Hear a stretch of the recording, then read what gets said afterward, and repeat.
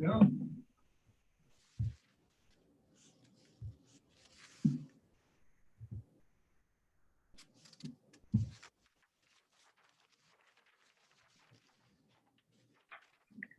Good evening.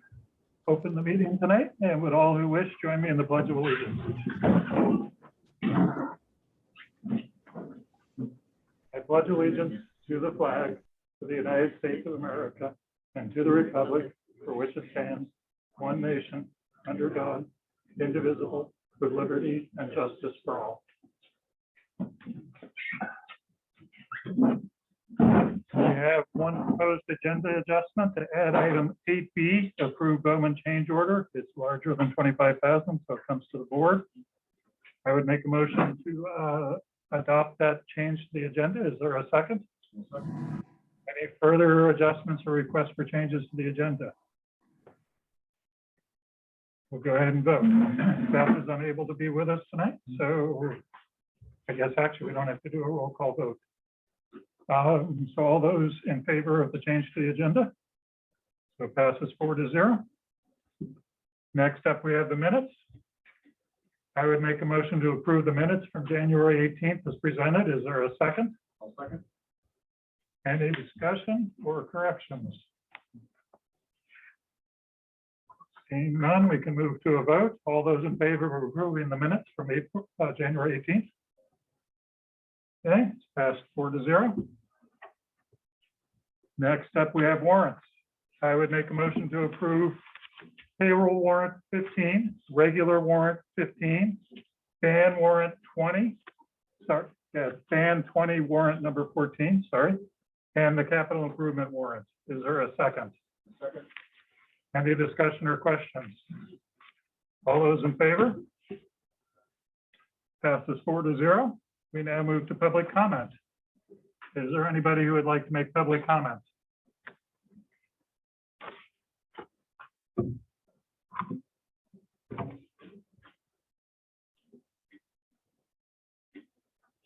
Last chance for public comment until the end of the meeting.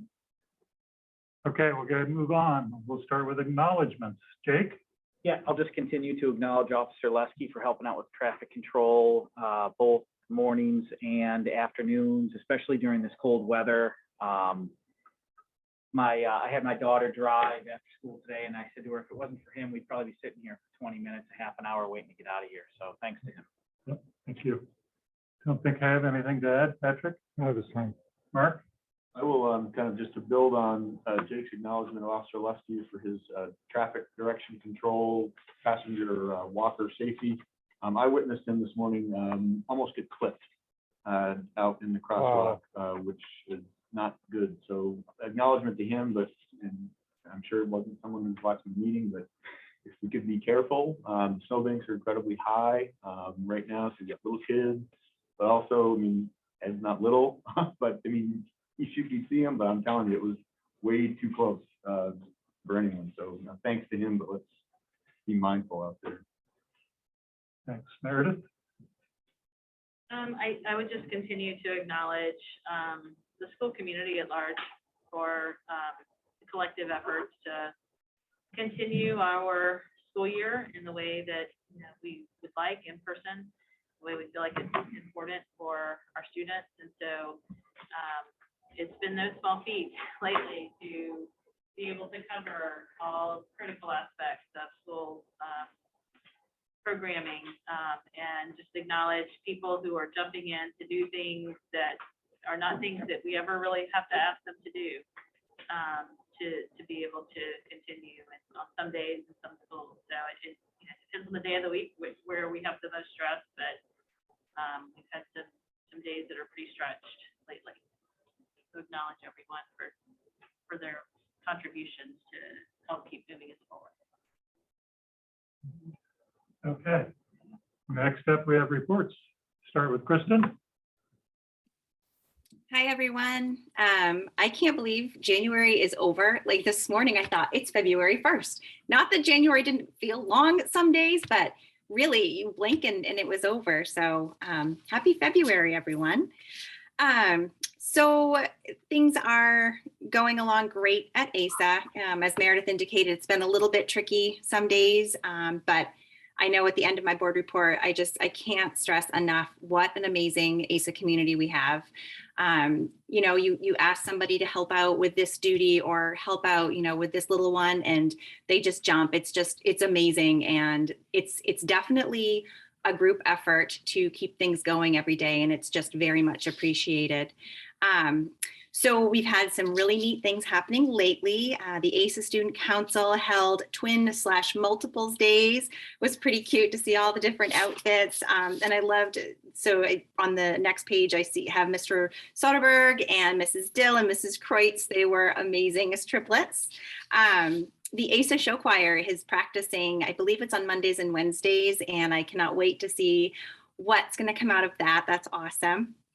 I was notified last Tuesday, I believe, that Asa Adams was selected as the school winner for the 2021 Invest in Me Reads giveaway. And I met with Mary Dyer, and I also met with Sarah Newcomb on Monday to learn more about what that is. So last year they gave us a donation. It's through FAME, and they gave us a donation of books. And it was really a wonderful gift. And so our second graders, who are now third graders, got these books for free last year, along with some guidance from, you know, just ideas around saving money and saving for college and those types of things. And so they're moving it a step further this year, and they announced a winner, and we were the winner of this giveaway. It is a collection of books. It's called Money on the Bookshelf Prize. And they explained it as it's a large group of books that, you know, some of your children may be familiar with. Alexander, Who Used to Be Rich Last Sunday, A Chair for My Mother, some of those books like that.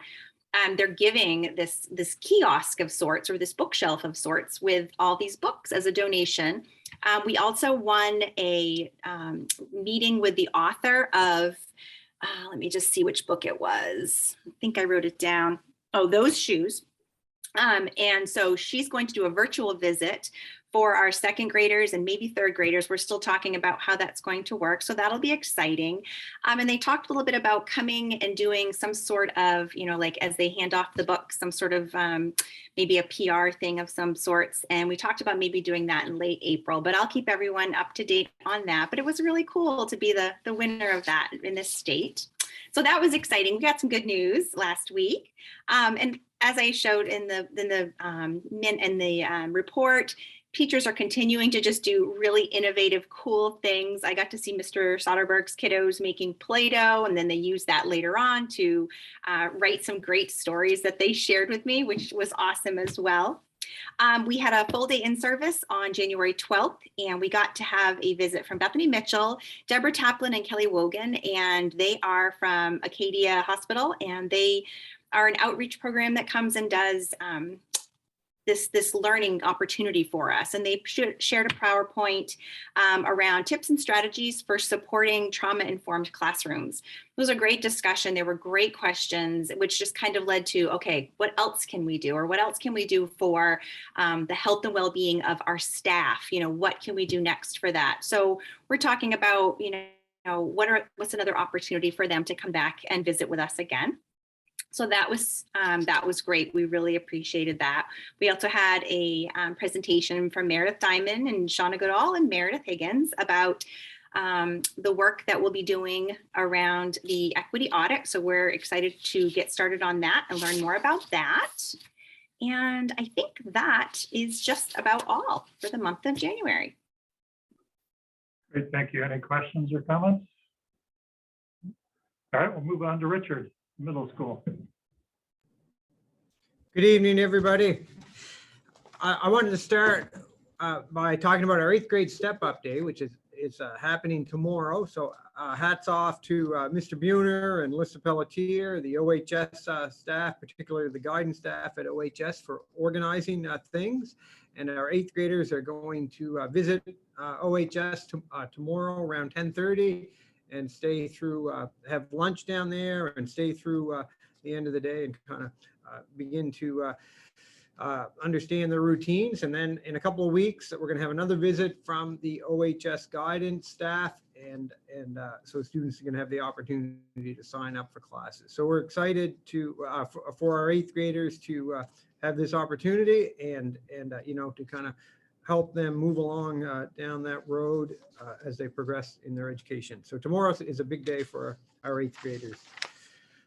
I wanted to note that as Kristen did, we've completed Q2 and report cards have gone out. And in fact, yesterday we mailed those out, and that wraps up Q2 for us. And students finished strong, and you know, we're looking forward to ending the sports season, and then have a celebration before February vacation here at OMS to recognize students for all the good things that they're doing in the classroom and outside of the classroom as well.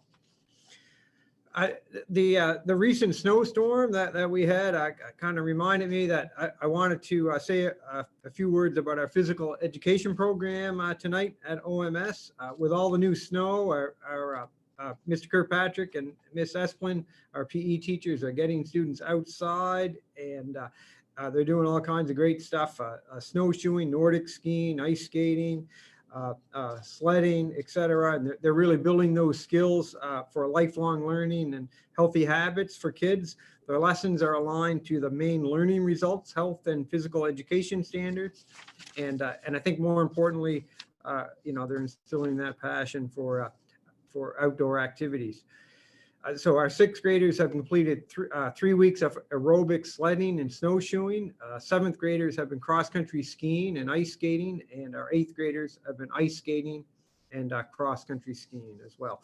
And I put a plug in for our outing club trip that's coming up on February 21st. First day of up to Greenville to ski. We had a good time there last year, so we're planning another outing under Mr. Kirkpatrick's leadership for the 21st. More recently, we finished up last week and our first lockdown drill for this year, and that went well. We worked in collaboration with Officer Lesky and local emergency responders, school staff, and you know, students, and so we had a successful lockdown drill. We also had the opportunity to review with students other safety drills, you know, fire drills, lockdown drills, lockout, shelter in place, evacuation drills. So all of those things and the importance of them, we had the opportunity to review with students. And I also have middle school athletics. We have very excited to note that this coming Saturday, we have our B basketball tournament over in Glenburn, and we also have our Penobscot Valley Middle League chess tournament on this Saturday, also in Glenburn. And then the following Saturday, on February 12th, we have our A basketball tournament. And this year, as we've been doing for the last number of years, we're hosting that at Hamden Academy. And on March 12th, our PVML Spelling Bee is also on the docket, and that'll be in Glenburn.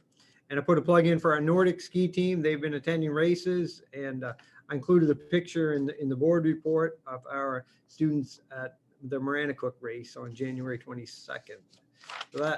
So so things are going well in OMS athletics. And that's what I have for this evening. Happy to answer any questions. Great, thank you. Any questions? All right, move on to the high school. Meredith. Hi, everybody. So the fact that I am here tonight without my better half is, I think, one illustration of the ongoing reality that we are confronting across our buildings at this point, which is that all of the pieces that in a more typical context are performed by folks working in concert with one another have suddenly become visible for the way in which we are needing to fill voids that are left in our community because of the ongoing pandemic. Bob Sinclair has been an incredible asset to us up here. He has done game duties for us. Today, he was mopping the floor in the gym to get it ready for our games tonight. Don Joseph had a mop out for 4 games yesterday, making sure that the floors were dry as we welcomed our guests from John Bapst. And, you know, those are just a couple of examples of what has been happening in a way that illustrates the commitment of all members of this community to do everything that we need to in order to keep our students here and learning. And so I just want to express my deep gratitude for all of the folks who are here pulling together, both at the high school and across all of our other buildings. And while that happens, right, space is created for our students to continue to achieve in incredible ways. We had our Nhs Induction Ceremony on January 19th. Shauna Goodall, as always, did an incredible job organizing that. It featured introductions by former inductees to the new inductees so that we get to hear from students why other students were deserving of this recognition. It was really powerful. We have some significant nationwide achievements that have happened recently. One is that Ella Allen Rahill was selected as one of 2 Maine students to be recognized by the United States Senate Youth Program. This comes with it a $10,000 scholarship and a week working with folks in Washington developing leadership abilities. Ruth White has been recognized as the 2021 Gatorade Female Cross Country Runner of the Year. There was only 1 female runner from the state of Maine to earn that award, and the fact that Ruth is in 10th grade and has already done so, I think, points in the direction of her future for sure. We have also seen continued success by our math team, notably led by Tommy Owen, who so far this season has 154 points so far. We will miss him for sure at Math Meets next year. And while our students are working and achieving that way, we continue to take stock of our widening and deepening understanding of ourselves that has been facilitated by the various levels of inquiry that we've been conducting here at the high school this year. And, you know, we're at a point now of figuring out how to leverage the insight gained by that inquiry in service to our future. We have been working for the past, I think about 6 weeks in our capacity driven by the, on one hand, the board goal to examine the OHS schedule and see whether or not it is indeed the best configuration to meet the needs of our students in our community. But also just in an effort to figure out what it is that we should be doing here to ensure that that piece of our infrastructure is in service to our values and our individual capacities and our culture as a school. And that work, to this point, has involved most recently the development of a series of prototypes in our work time yesterday, and tomorrow we will be meeting in a previously at a previously unscheduled time, simply because we've realized that this is something that we really should be talking about out loud. And so I have deep gratitude for the folks who have put the time and energy into this. This project is not easy, and the implications of it are so far reaching that I feel really confident that the committee is going to ensure that we do everything that we can to make sure that it's the best possible schedule for next year. And that is something that we have had preliminary discussion with administrators across our other buildings, and those discussions will continue for sure. We are continuing to talk about grading. We are continuing to talk about rigor and challenge, excuse me, and looking at the ways in which we may reflect upon both of those practices in a way to better serve our students here. We have identified a first draft of our priority areas for presentation to the NEASC Visiting Committee in April. As you may remember, those priority areas will dictate the direction of our work in this building for the next 2 years. And so those are also areas that we feel are really important to get right so that we can ensure that our investments are as meaningful and efficient as possible. One recent piece of this inquiry has been a deep dive into our current enrollment across departments, in study halls, in special education and identification for 504s. That data is in the report, and I'm not going to go through it number by number, but some of the takeaways for us in department level discussions, in ninth grade team discussions, in the scheduling committee, in our guidance discussions, have involved the fact that we, as you can see on this report, have what are pretty impressive class sizes, average class sizes across departments, right? We have, as a district, have made a commitment to small class sizes, and we can see that we are holding true to that across all of our departments. Our schedule as it is now involves what we see here as a disproportionate enrollment in study halls. We have, because of our commitment to the non-compete block with Muse, have that built in as essentially a 250-minute study hall each week for students who are not enrolled in Muse classes. And when students have additional study halls in their day, those minutes add up pretty quickly. And so one of our priorities on the scheduling committee is finding a way to both limit or actually I'm going to borrow Brian's phrase from our meeting yesterday, to decrease the quantity of time students are spending in study hall, but increase the quantity of it. One of the observations that students made in their survey about our study hall time or about our schedule was that Muse is perceived by students to be a time when they can connect with teachers to get extra help. And it could be reflective of the way in which that time functions as academic support time. So we are looking to preserve time when teachers are available to students, but limit the amount of time when students would otherwise be in study halls without teachers available to them. And lastly, you can see that the trends in our percentage of student population with 504s and IEPs is trending upward from 12th grade through 9th grade, with over 50% of our 9th grade students currently identified or currently having either IEPs or 504 plans.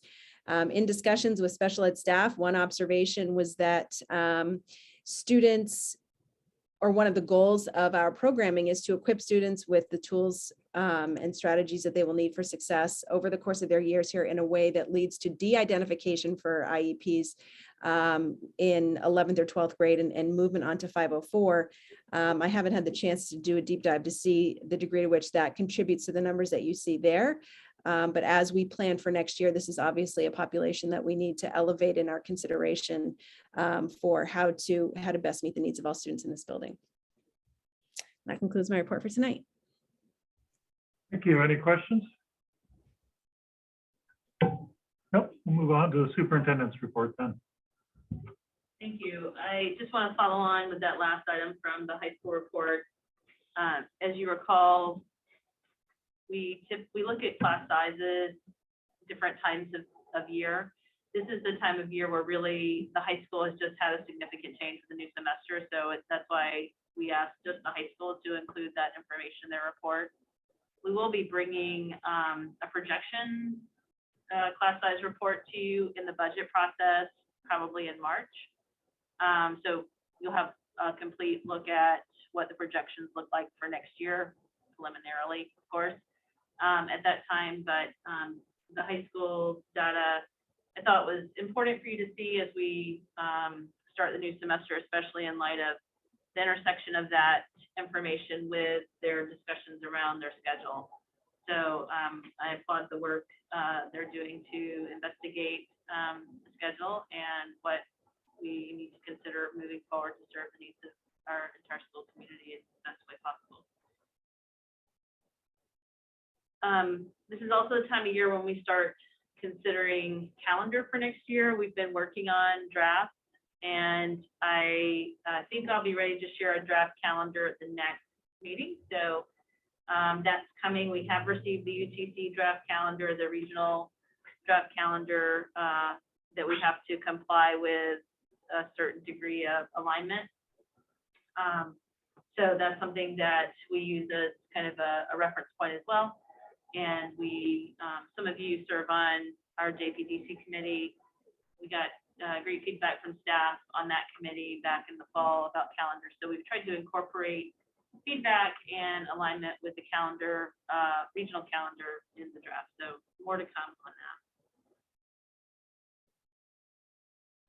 The equity audit report is due to arrive to us Friday.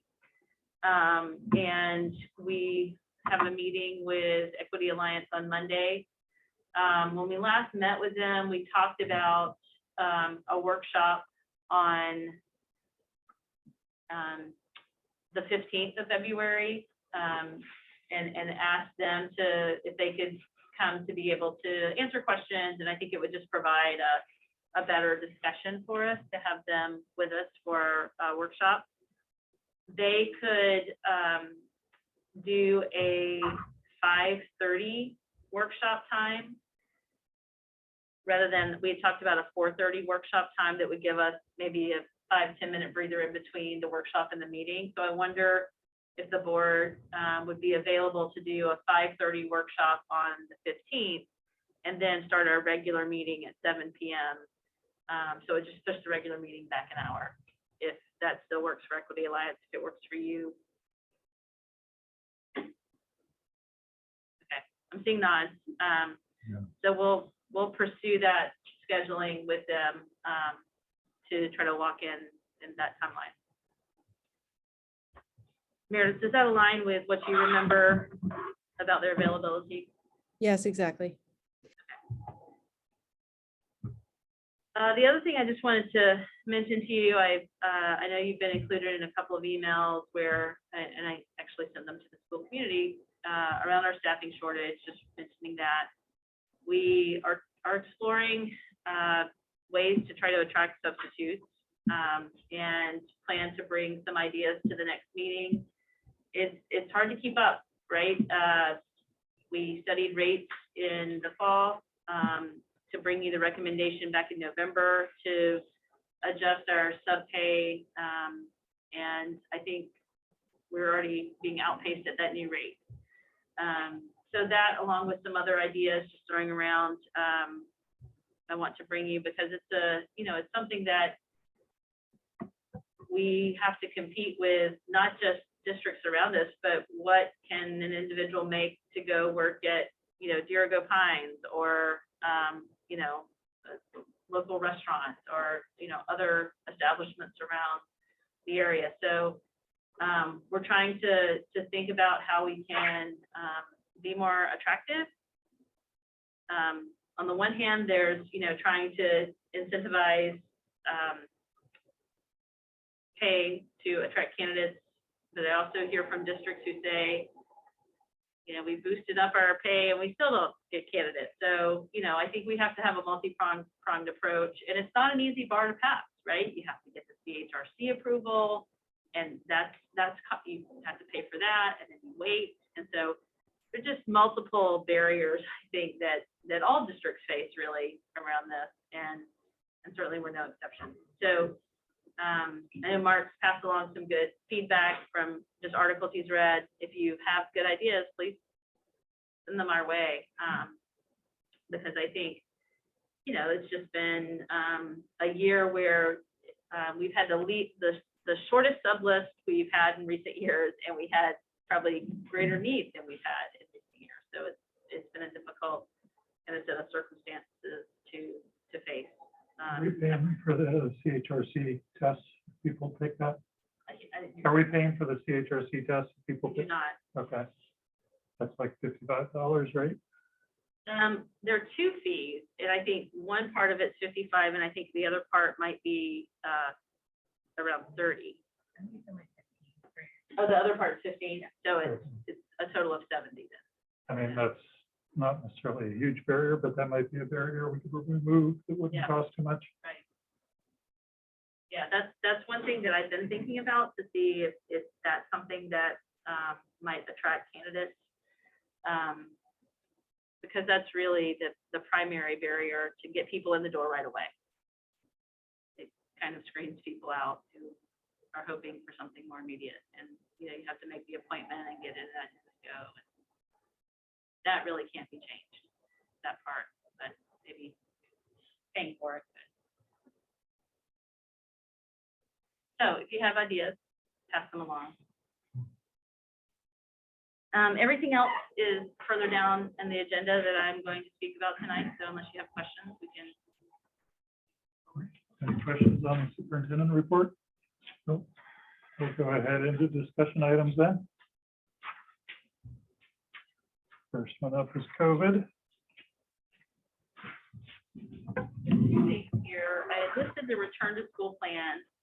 We learned recently that one of the requirements, I think we were reminded recently, that one of the requirements of the newest round of relief funding, the ARP ESSER 3, is that every 6 months, districts have to publicly review their back to school plan.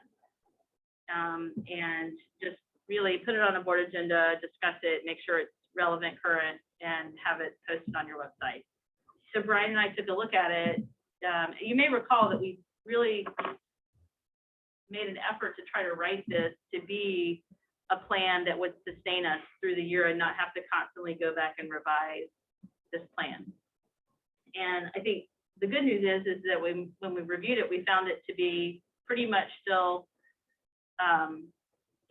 accurate for what we're doing, how we're doing it, and the way our in-person school this year is working. So with that lens, we did find one section that we feel like needs to be removed. Under number 8 for the health and safety guidance, we feel like the first sentence is accurate, but after that it gets kind of dated because it's referring to the way the SOP was written in July of 2021. So to us, removing the rest of that section 8, that number 8, and just having that first sentence that states the district will follow current state guidelines for the handling of the occurrence of a COVID positive case in schools SOP document. And just leaving it at that really reflects what we're doing. And we didn't see anything else here that we felt like was dated or out of alignment. So you probably didn't know that's what I needed you to do with this. So I'm sorry I didn't indicate that that's why we have this on the agenda. But we also have some time. We can bring this back to the next meeting if you want to take a moment, in between now and then to review it and, give feedback as to whether you feel like anything needs to be reviewed. But it's something we can review at any time. We don't have to just do it on a 6-month interval. So, when we looked at it, we felt that was the piece that should be removed.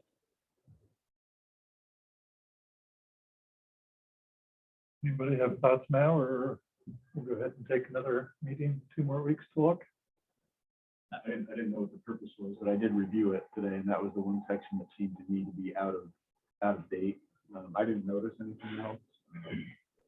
So if we want to adjust that now, I'm okay with it. But if other people want to wait and take the 2 weeks to review it and come back to the next meeting, I'm also fine with that. I'm fine proceeding now if we need to. I mean, unless Beth wants a chance to chime in, I think it's certainly what you propose reflects what we're doing, so I've got no problem with that. Yeah, Beth indicated in her email that she asked the question. I think you answered it, didn't you? Yeah. To say that's what we were doing. So. I don't think she had strong opinions. We can just leave it for next week, and 2 weeks from now, it'll be a quick item in 2 weeks unless something else has come up. The only other thing I just saw is up in that first beginning section, the bold section that states it was published July 9th, 2021 and updated July 27th update. I mean, there have been other updates since then, so maybe we just take out the dates for now. I think so. I mean, that sentence was specifically referring to the guidance to go back to school full in person. So if we just take the dates out, that might bring that back into accord with current CDC. Sure. So what I'll do is I will return next meeting with just a marked up version of what we came up with today, and we can take a look at it and take any final feedback that you or others may have. So the other thing I just wanted to circle back to around COVID is the dashboard. After our last meeting, Rachel did some thinking about how we could display more information while still trying to accomplish the goal of keeping things, you know, a simple kind of current and historical view of the state of the district. So we kept the dashboard that I showed you last time. But what we've added is, if you go to the historical information link at the bottom, that provides a link to a document where you can see kind of an overtime graphical display of the daily cases. And then you can also see by school if you, you know, touch each point along the way for each of those school lines there. So, you know, I think that maybe satisfies what was being requested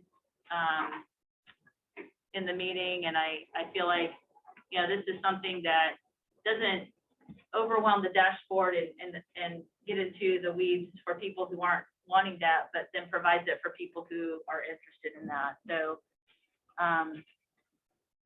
appreciate Rachel's efforts in pulling this together. And I guess I just wonder if this, you think accomplishes what was being asked for, and if you think it could be enhanced in any way, we'll certainly take that feedback. I think it looks great.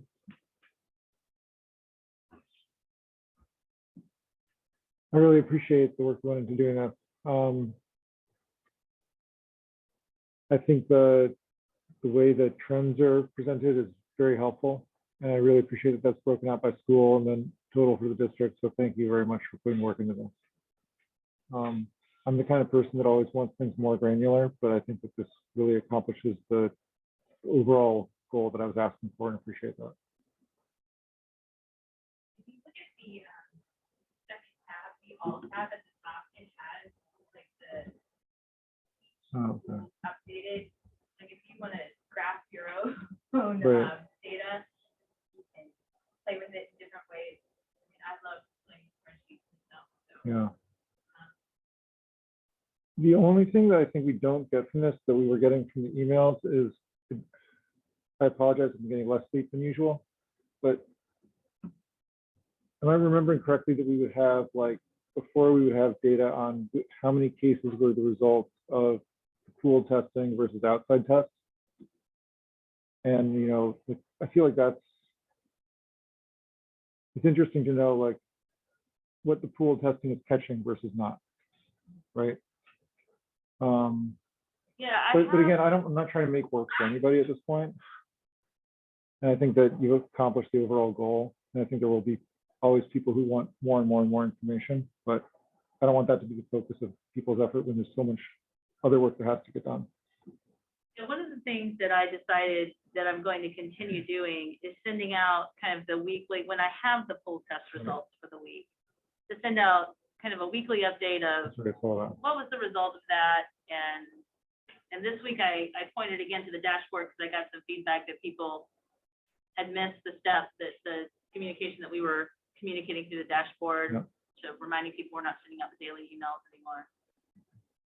So I think that's something that people continue to want to know, what the pool testing reveal. And I think it does indicate kind of the prevalence of COVID in the district. You know, we had 10 cases, 10 positive polls this week versus, you know, 6 weeks ago, we had 0 positive polls. So I think that's important information to continue to share.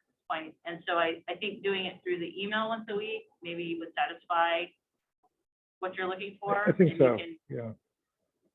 Graph it if you'd like. And, you know, if we get to the point where that seems to be something that's not,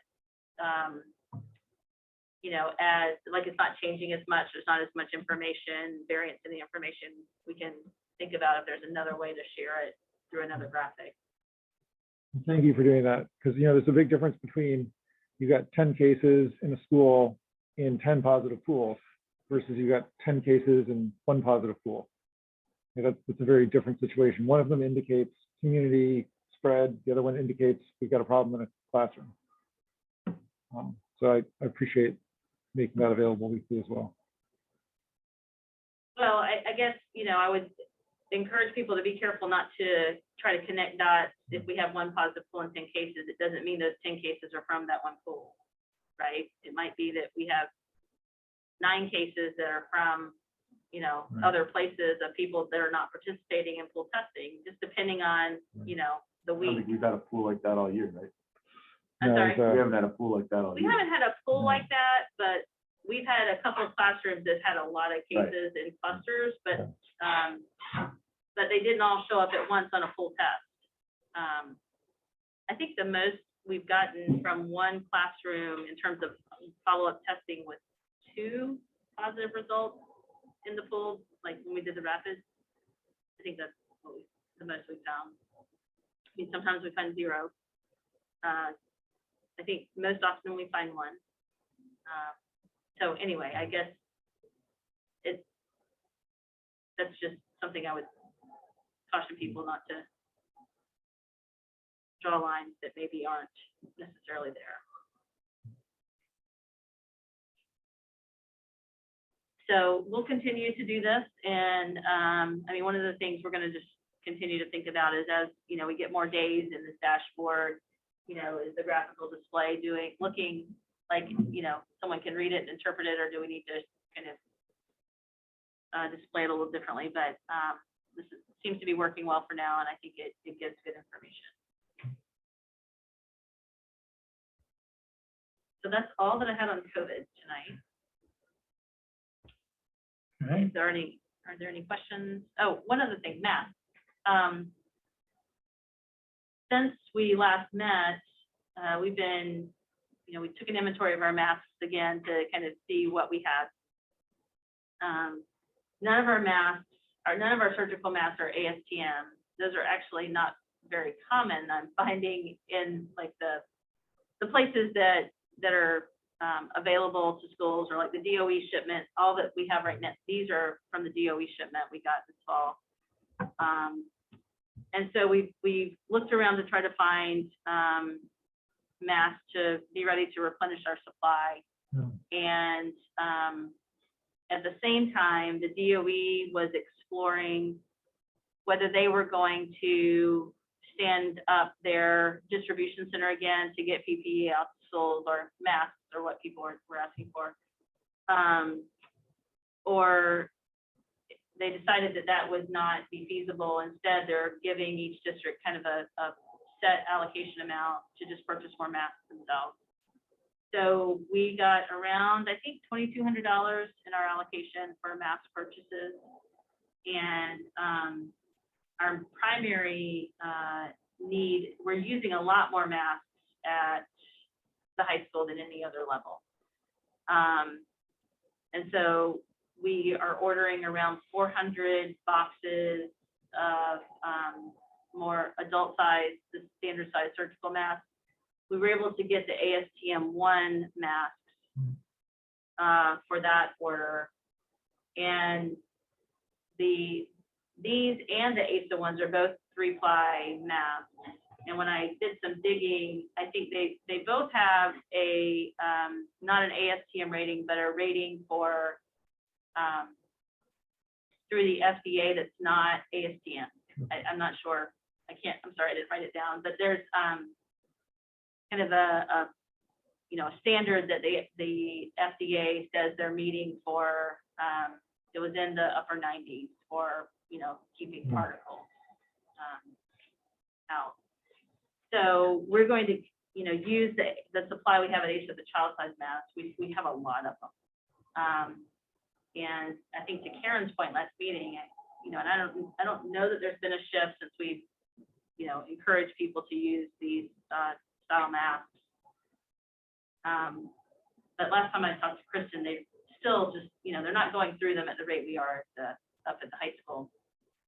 So we're going to hold off ordering more of those for now until we see if there's a shift in demand at ASA, because we have a really strong supply of the 3-ply masks city, so in child size. And then we're buying more KN95 because we have seen an uptick with staff requests for the KN95s. And we still have a pretty good supply on hand, but they won't last, more than a month or so at the rate, I think that people are beginning to use them. So we ordered more of those. And we also, to augment the $2,200, we're using some of our ESSER 3 money that we had set aside for some more PPE as needed. So we'll see how this goes with the, reorder, and we can be ready to order more as needed. So that's just what we're doing since our last meeting. Karen, I think, mentioned this briefly last time, or maybe it was the time before, but I would just, mention when you're ordering masks, it's possible to get like one box of each of the different styles ahead of time and check them, because I ordered a bunch of masks recently of like pediatric sizes through the dental supply companies just to see what was out there.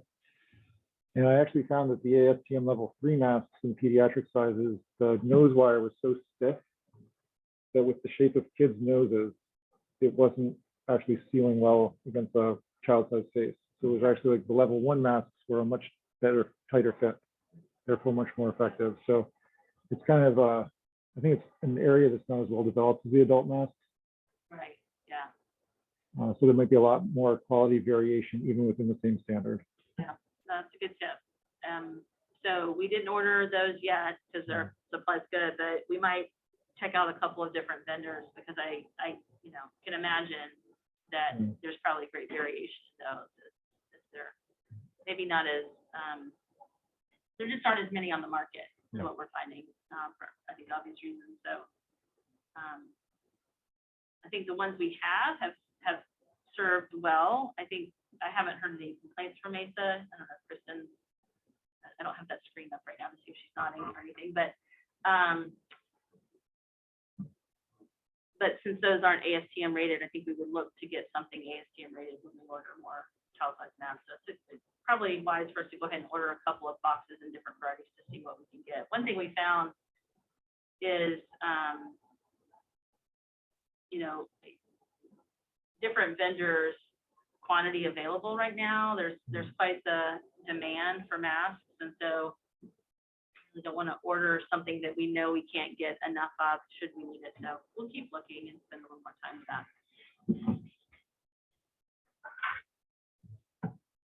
I think that's the last thing under COVID that I have for tonight. Okay, next up, the OHS co-principal model, update for Meredith. In the board packet, I included a document that had a summary of the survey we sent out in December and closed the survey just after the first of the year in January. And I think that's the timeline. In my mind, it's a little, but I think that's the timeline. We had 125 responses and had really good distribution across stakeholder groups. In terms of the respondent number, when you consider the size of the stakeholder groups, the percentage, was quite different. But in terms of, we had, I think around a third from each stakeholder group in that 125 respondents. So staff, students, and parents. So what I'm sharing with you here are some of the highlights from that survey, from, both the questions and how people rated those questions in their response, and then some kind of summary comments from the anecdotal comments that were given in throughout the survey. So to begin with, we asked a question about rating the effectiveness of the model this year at OHS, and you can see that the blue and the red sections are highly effective and effective. And so across those two areas, 67% of the respondents rated the model as effective or higher. The neutral areas, the orange color there, that was 14. So the other areas over there that you can't see the numbers because they're smaller. So the green and the kind of magenta color are right around 12%. So 12% of respondents rated as moderately or ineffective. and then 6.4 had no opinion.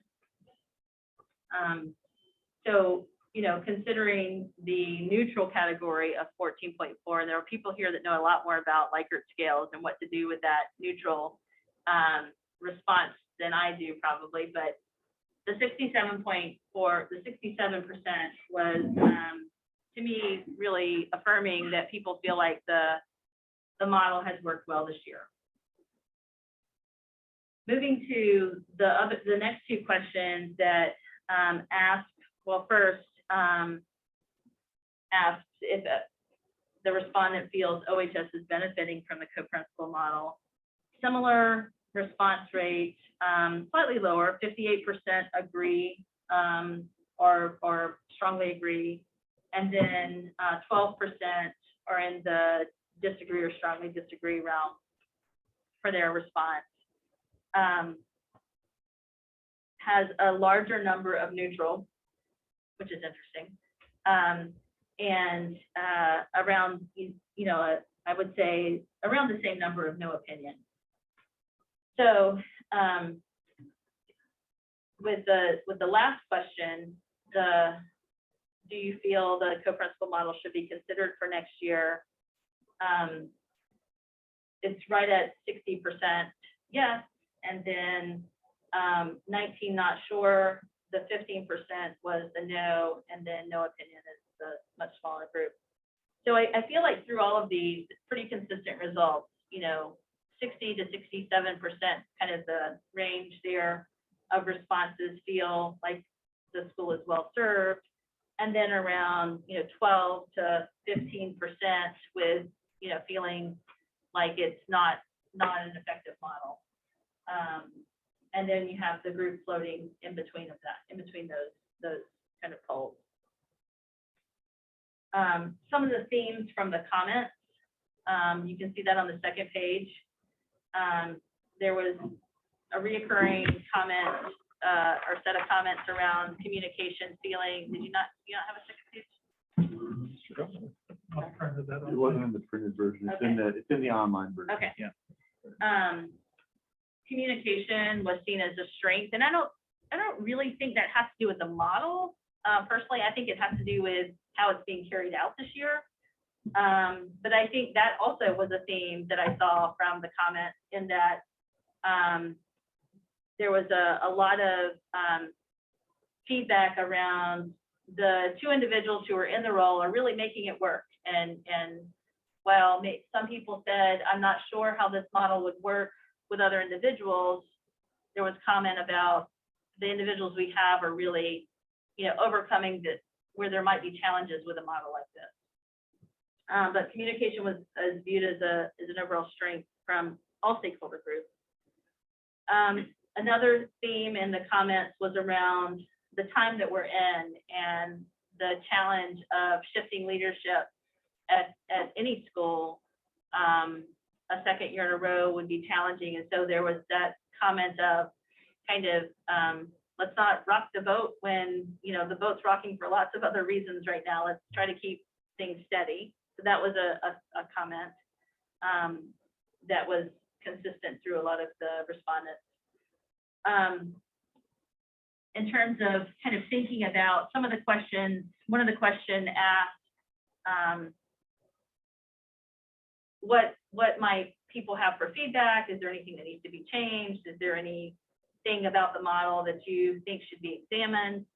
And one of the themes from that was around the way we have the whole model organized this year in an interim fashion, where one of the co-principals has half of their job still focused on district-wide work, and we have two other people kind of pulled in from, you know, parts of their other jobs to do pieces of the job.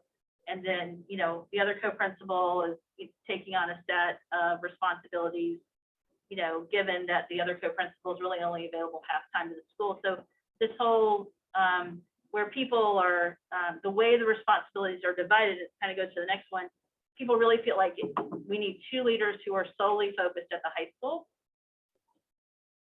I think regardless of the model, that's the feedback, whether it's a principal and dean, or whether it's co-principals, the consistent feedback was, we really need to have people who are just focused at the high school and not trying to focus in other realms, which honestly, we've seen that work like in the superintendent role, right? It's difficult to take on the superintendent role and the curriculum coordination role. And I think that's what we're finding in this role, that it's difficult to have two different job roles and be able to do the high school leadership in the way that, you know, people are looking for. And so similar to that, feel like that with that, the distribution of job roles should be examined to consider, you know, after doing this, are there changes that should be made with how they're dividing up duties and responsibilities should we move forward with this model? And I think probably the comment that came back most, that was the most significant point of suggested improvement, is just clarity regarding roles and responsibilities. It was interesting, you know, because that was something going into it that we really felt like was going to be a big challenge. I mean, we acknowledge that that's probably something that's different for people. They're not accustomed to this kind of model. It doesn't fit the traditional norm of, you know, knowing exactly if you need something, who you would normally go to at our school. And then some, you know, some people in their comments admitted that, you know, I know there's a document somewhere, and probably with time I would get more accustomed to knowing who I need to go to, and I don't want to take time to get out the document check, so I just go to whomever, right? So I think, you know, that's good feedback though, to try to figure out how to make the clarity, you know, something that people can remember in the moment when they need it, and make it available so that it's available when someone needs it.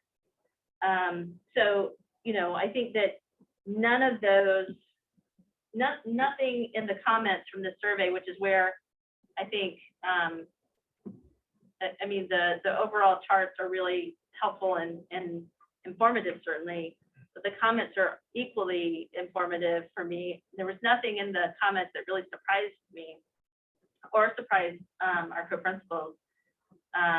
You know, when they were reading through these themes and kind of picking out the things that people were saying, you know, consistently through the comments.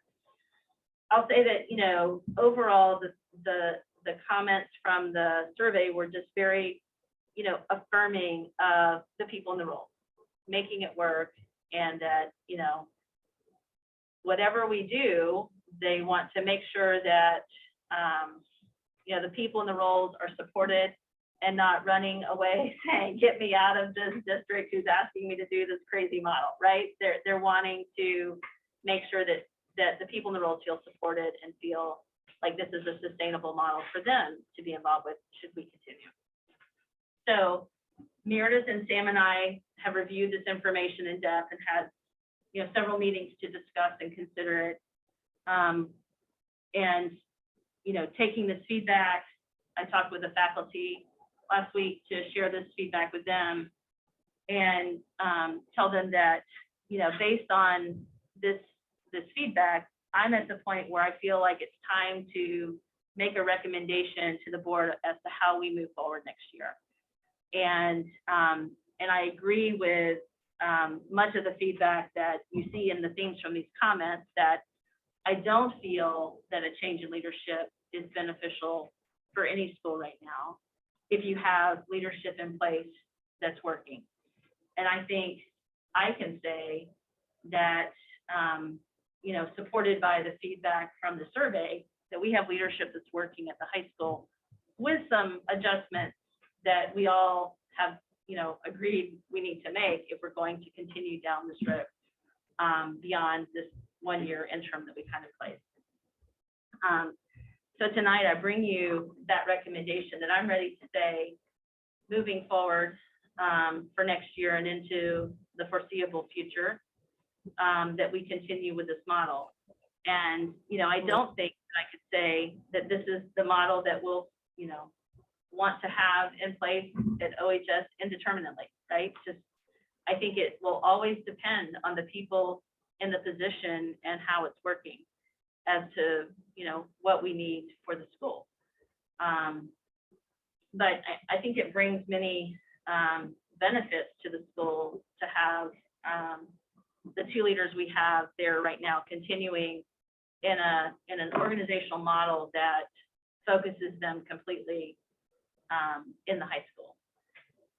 So with that, the other two individuals who are providing leadership support for this model would be able to go back to their respective roles, and we would need to have to advertise for a curriculum coordinator to fill that role that would be vacated with Meredith Diamond moving over to join Sam full-time in high school.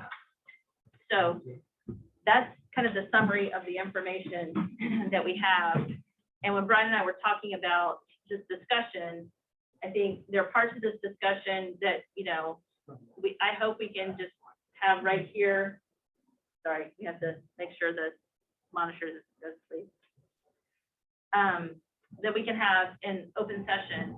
But if we begin to talk about individuals, job performance or individuals more specifically than the model, we can consider going into executive session if that's what the board wants to do or anyone wants to propose we do. Are we allowed to say generalized positive things without going into executive session? I almost think, and I'm looking at you, Brian, I almost think to err on the side of safety, it almost makes sense to go into executive session. That way we can kind of not have to think about what we're saying and not Okay. saying. We can do that. I think at some point it would be good to have a public discussion about Yeah. board's intentions too, but if you prefer to go into an executive session first, we can do that.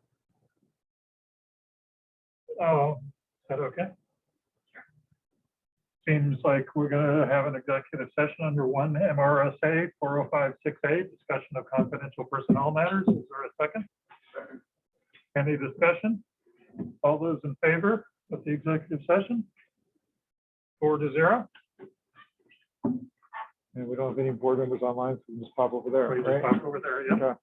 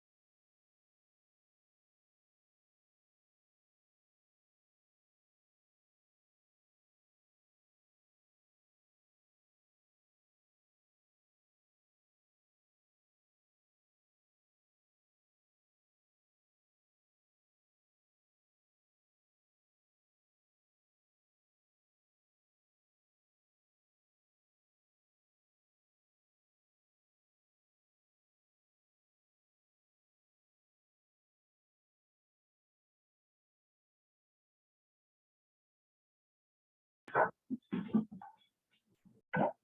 back on? Okay. We're back. Thank you, everybody, for the time. We just wanted to be cautious, not discussing employee performance in public, even though much of this is not directly related to that. So we are going to go ahead and take a vote. You heard the recommendation from the superintendent to move next year, basically with a continuation of the current model at the high school. The details of salaries and all that stuff are part of our normal budget process. So just a basic recommendation to move forward with the current model for next year. So I would make a motion to move forward, since this informs budget and a bunch of other things. I think it's just good to get it on the record. Make a motion to go ahead and adopt the superintendent's recommendation continue with the co-principal model at the high school for next year. Is there a step? With some adjustments, though, right? To the other line support. Right. Not in all the ancillary things, but specifically to have 2 people full-time and the current 2 people full-time in the co-principal model at the high school for next year. I'll second. So there's a second.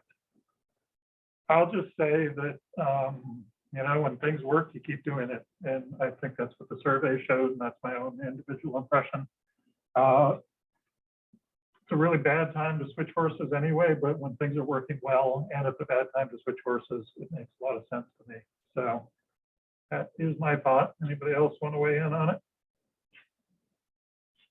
I'll just kind of offer my perspective on this.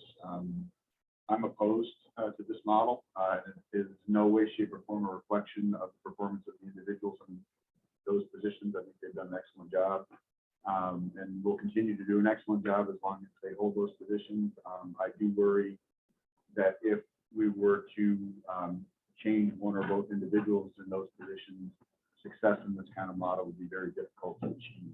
So that's why I'm opposed to the model, but not at all opposed to the individuals who I think are doing a very good job. Just strongly support Meredith's recommendation as proposed. So I'll go along with that. I agree with Brian that the model that we have is working right now. It's a difficult time to, make a change with the pandemic and a leadership change on top of that. So at least for the next year, I'm supportive of continuing the model the way we have. Okay, so we have a motion on the table. Any other comments before we vote? We'll go ahead and vote. All those in favor? And opposed? So motion carries 3-1. Okay. Next up, we have the budget. Well, and Very, before we very. move on to that, can I Yep. just say, I think that while the model this year has had its challenges with, 4 different people trying to do the work of 3 jobs, has been challenging, but, everyone's really pulled together and made it work because of the people they are. And that's what I hear in your comments, but just want to thank Meredith and Sam for their work this year. Also, though, want to thank Shauna Goodall and Mike Archer for their work this year, because really the model has worked because of all 4 of these individuals working together to provide leadership. So thank you to all of them. Okay, so, yep, thank you to all 4 people. All right, next up, we have our very, very first sneak peek budget discussion. Yeah, exciting times. We get to start with budget, and we've been working on pulling together budget there's no handout for this, it's just a discussion at this point. We've been working on putting together our preliminary budget since really we get started in early December, late November, early December, and culminating to really next board meeting, where we give you your first glimpse at kind of numbers and where we are. And so tonight is really just a preview of what we're seeing so far, because we're still finalizing some information that we're just needing to get a little more data to have solid numbers. But just to begin with, just before, I think that minutes before our last board meeting, we received the ED 279s for the coming year. The kind of summary of our ED 279 is we're receiving an additional $347,000 and some change in subsidy next year, state subsidy. And you know, there are a lot of factors that play into that that we could talk further in the budget process. But that's a piece of good news, right? When your subsidy goes up, it's always good news. The other piece around just our financial picture from last meeting or meeting before last, when we had the audit presentation, you know that where unassigned fund balance stands, it currently stands at, I wrote it down somewhere, 3 million and something. Sorry, I didn't write it down. Lynn's on the call. 3 million and some change. I think it's 3,032,000, something like that. Is our unassigned fund balance, and we have made some plans with that money, as you recall, around our Milty purchase. So that's one thing we'll be talking about in our budget process of what we are going to do around Milty this year from unassigned, and we can kind of review what our plan was and decide if that's still going to remain the case. And also, you know, we typically bring in money from unassigned to help reduce local tax burden, and so we've done that. In this current year, we have $816,000 from unassigned to lower the burden on taxes. In addition to that, we put $134,000 and some change in to pay for the year one of the laptop purchase this year. So when you see that $3 million unassigned fund balance, you know that we've committed, you know, over $900,000 of that to this year's budget. Now, typically we see money kick out at the end because, you know, we don't aren't comfortable budgeting so fine a line that, you know, there's such a close margin. So we expect to have money go back into unassigned from each budget year. So as we get closer to the end of the year, typically we'll try to do some forecasting around how the year is shaping up expenditure wise. The other piece of our revenue picture is tuition, and we don't have information for next year yet, but what I can tell you is this year's tuition seems to be spot on where it was predicted. You may recall in the audit presentation that last school year, our tuition revenue was a lot higher than expected. We just got a late surge of tuition students. This year's projection is really, Lynn says, looking to be accurate around what we're collecting right now. That's on the regular ed side. We really don't have a sense of the special ed tuition yet, but the regular ed tuition is looking right on target. On the other side of the budget work is our work on our proposed expenditures. And so I have just some big areas that Lynn and I have observed in the budget are just significant impacts is kind of what we call the discussion. And so in doing that, I'm looking for things that add probably 5 figures to the budget, right, in that line. And I'm not putting in tonight things like our projections on health insurance increase, because that's just such an uncertain, figure right now. And I haven't put in yet, we haven't analyzed like what our contracted commitment to employees for salary increases are going to impact us. We haven't considered that yet. But in terms of kind of new pieces or noteworthy pieces to point out to you, we wanted to talk about tonight, we have some proposed staffing changes, staffing additions, some reductions, some deletions in staffing. Starting with the reduction side, there's a recommendation to, based on some changes in student population, reducing 1 special ed tech, reducing the chorus position from 0.8 to 0.5. We have an individual retiring, and we see in analyzing the load, that a 0.5 position there really satisfies the needs of that reduction. In terms of additions, with the new areas, significant areas of square footage at the high school complex in particular on this end of the building, we need to add a custodian at the high school. We also need to add an auditorium manager, and we're proposing a part-time position to, be in charge of the auditorium and the maintenance of equipment and upkeep of equipment and training of individuals using it and scheduling of it and supervising when people are there, all of those aspects. We can talk more about that when we get into our meeting. We've just talked about the change in the model of co-principal. That's not really a significant budgetary change, but it's a kind of staffing change as opposed to what was in last year's budget.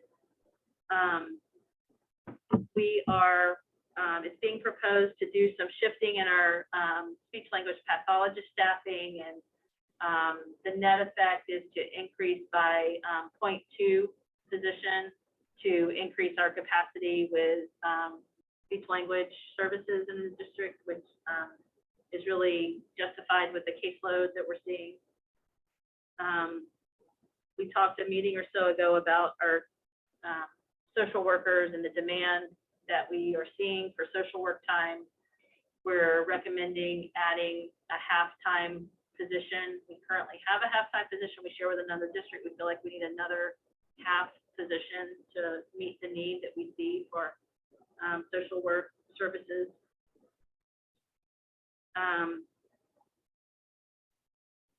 One of the things that we're keeping an eye on are ESSER funded positions and how they move into the future. And one of the positions that we can see that we cannot imagine not having as a district is our tech assistant, tech support position. So we're recommending we bring that into the budget from the ESSER funds in the coming budget year. We do have the ESSER funds remaining next year, but they're waning, right? So we're trying to keep an eye on how we can stretch those funds to use them to meet needs that we will have, next school year as well. And so we've also talked about the funding cliff with those funds. And so this year we pulled in the nurse assistant position into the budget from relief money in this current school year. Next year, we're recommending we pull in the tech assistant position from the relief money into the budget. I'm almost done, sorry, 2 more staffing changes. A couple of years ago, we reduced out the, it was a part-time position in central office to help with accounts receivable.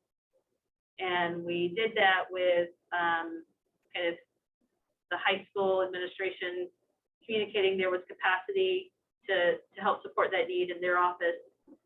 That capacity really doesn't exist anymore with some changes that have happened in positions and workload. And so as a result, the need that we have for getting that kind of support is not being met. And you saw in the audit that we're having a backlog of doing some of the kind of regular monthly work that we have to do in that office. So we're recommending to bring back the 15 hours a week position to help with accounts payable work in the business office to make sure we can get to all this tasks. And then finally, one of the things that's long been a challenge for us is the load at Asa Adams for administration. And so we're wanting to consider adding part-time support for administration at Asa Adams.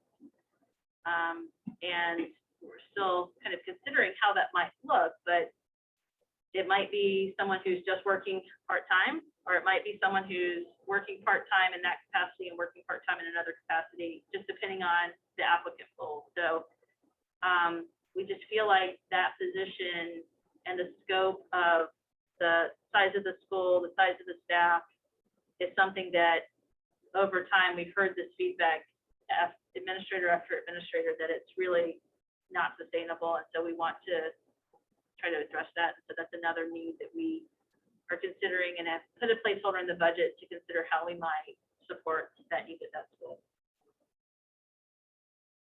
So those are the staffing elements that we are considering and have contemplated in the budget so that we have placeholders there for these needs. Outside of staffing, we see a number of areas where we're seeing increases. Discussed in the media, energy costs are really, increasing on all fronts.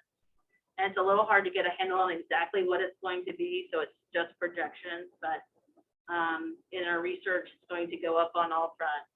Fuel, electricity, natural gas, all of those, we're going to see increases, not just in rates, but also consumption, right? Slightly larger facility in places, and we don't have a track record yet of energy consumption in some of those places, so we're projecting for some increases there, but also rates on, from all accounts are going to be going up. So that's an area of increase. Similarly, things are looking like they just cost more. Supplies that we buy year in, year out, paper right now is just skyrocketed in cost. So there's a number of supply lines that are going up that partially it's for increase, the cost of those supplies has increased, and some are just different needs. One of the things that we're seeing in parts of the budget is people, the last year or so, we've really tightened our belt, expecting potential curtailment of subsidy. And so as we kind of right size and catch up on some things that we held back on, some of the lines are increased as for that reason. One of them is math textbooks. They were hoping to be purchased last year. We were put off a year in that adoption going into next year. So math textbooks are at the high school, algebra 2 and geometry are a need that we have that's been deferred. Special ed costs are going up. I think I could just push pause and play again. Every year, special ed costs are going up. And so this year, some big areas we see that out of district placement. We're projecting that those will be going up next year. Students who we have to outplace into other programs and pay tuition to those programs. And then also contracted services and contracted transportation for special ed. As tuition, as out of district placements go up, special ed transportation costs go up along with that. But also contracted services like BCBA services or psych services, we're seeing increasing for those as well. A number of kind of maintenance requests as, Bill's done an assessment of plant and has looked around and seeing needs. So you'll see some requests around maintenance, repair, some equipment in custodial lines that he's recommending to help us kind of move forward in areas that either with more efficiency or more precision or, just things in disrepair. Another area that we are putting in, and we've talked about this before, is a truck for maintenance because, when we had a transition with our maintenance director, I knew that, we may not have a truck because it's been dependent on whether or not that individual had a truck. And I don't really think as a district, we need to rely on the person we hiring having a certain vehicle to meet the district needs. That just seems like, we really have to examine our needs and be ready to meet those needs. And that's not one of the interview questions. What do you drive? Right. I mean, that's not something I think you can screen candidates out, whether or not they drive a truck. So that's something that we put in the budget, and I think it's something we really have to strongly consider because it is a need that we have. Our bond payment increase is going up a bit. It's not unexpected. In our schedule, this year was supposed to be the biggest year, but the way it worked out with the way bond funds were issued and we had that cost of issuance, those cost of issuance funds, Brian's nodding, but it's a little bit like Greek, and I've had to, it's kind of money that the lender gives the borrower as a part of the package that you pay for your bond counsel funds, your S&P ratings, all of those ratings, and often they'll give you money to pay for, your initial interest costs. And so that's a variable amount depending on the deal that you're presented by the agency that buys your bonds. So our cost of issuance funds went a little further than expected this year.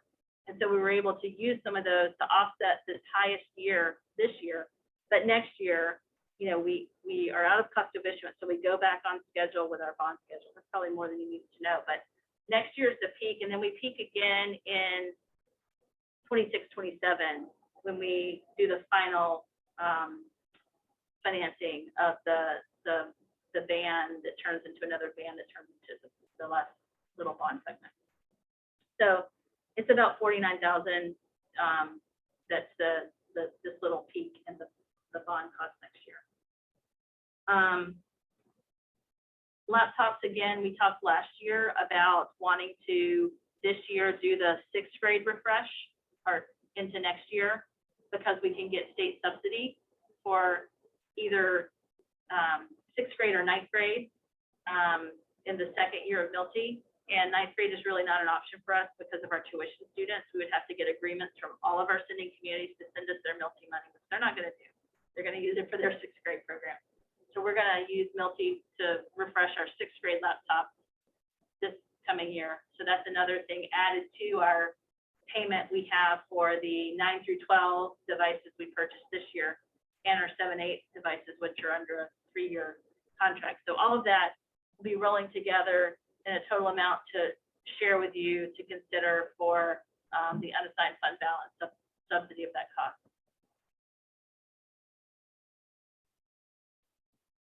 I think the last thing is we have a request to replace a few of the scoreboards, and that's in the budget as well. And it's, you know, together the 3 of them get into 5 figures.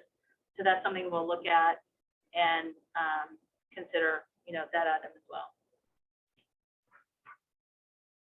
So those are the big things that Lynn and I, as we looked at, you know, the cost that stood out to us. Other than, I mean, there are a lot of changes like this employee changed this year and the insurance election is different. So that sometimes can get into 5 figures different, but it's so all over the place across, you know, 100 different lines in the budget that really we don't consider the coming and going of insurance elections when we give you this data because it's so variable and can change, you know, next week as another, maybe a new employee starts or someone leaves. So those are the kinds of things that also can impact the budget, but over time they generally kind of even out with elections going up and down. So when we give you the kind of more in-depth look, we'll have a little more nuanced figures with this information and also more granular detail than just the significant impact areas.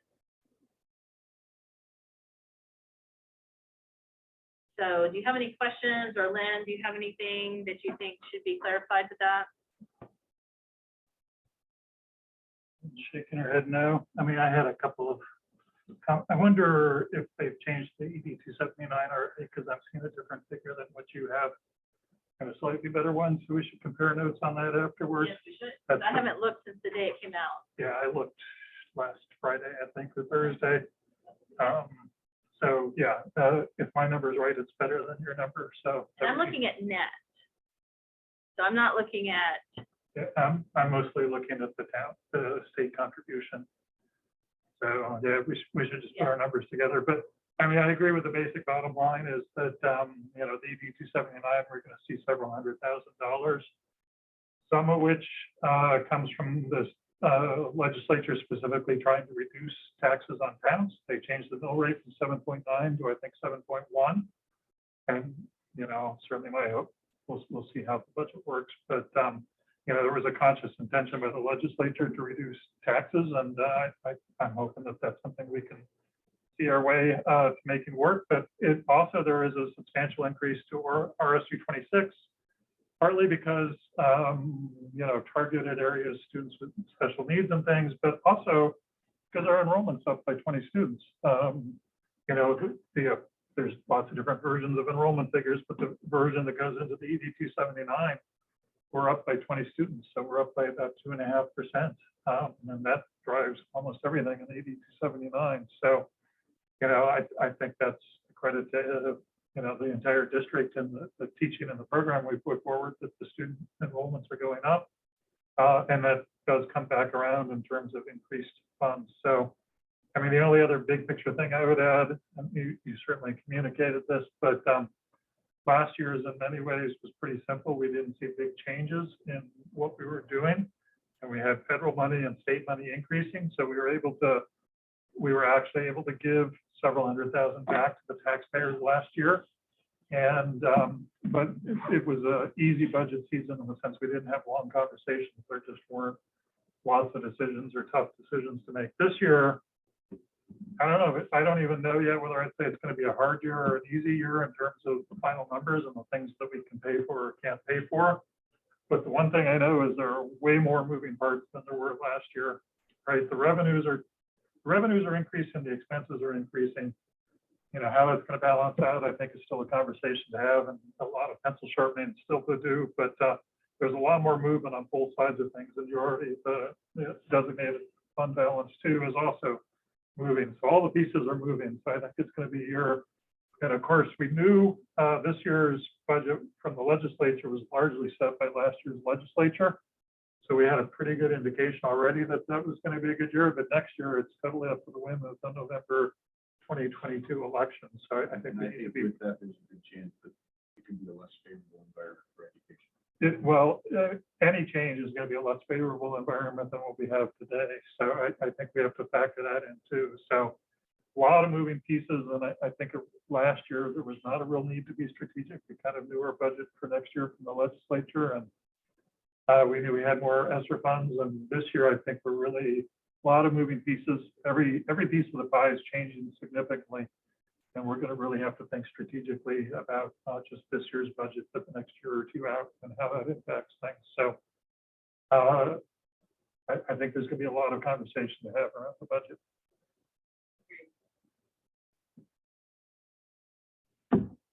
Any other comments? I mean, obviously, we're going to, every meeting from now until April, we're going to be talking about this, but anything else, quick responses or thoughts? When you say help for administration down at ASA, can you speak a little bit more to that? And if you can't this time, that's fine too.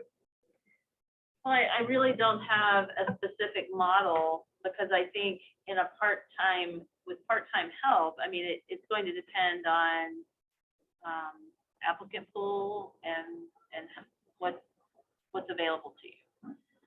So, I don't think that the school need justifies a full-time second administrator. But I also know that one administrator, it's just been, so tight for years, it has been.